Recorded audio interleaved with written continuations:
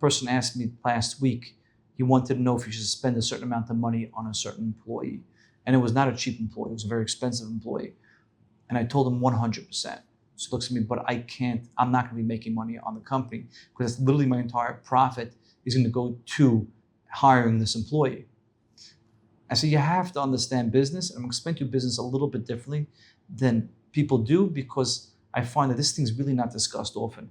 And I find that this is one of the reasons, and if not the biggest reason why a business failed within the first 3 years.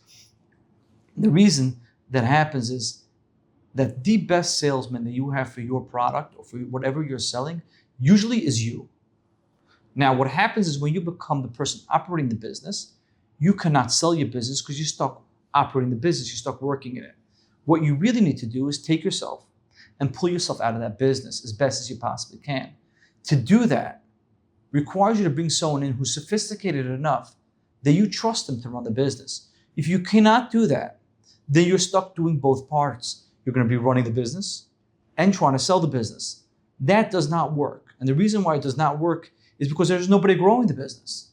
Now, certain businesses, yes, you can hire somebody, make cold calls and try to get businesses and other business in. But if you're going to sit there and be running that business and at the same time trying to do the sales, it's never going to work.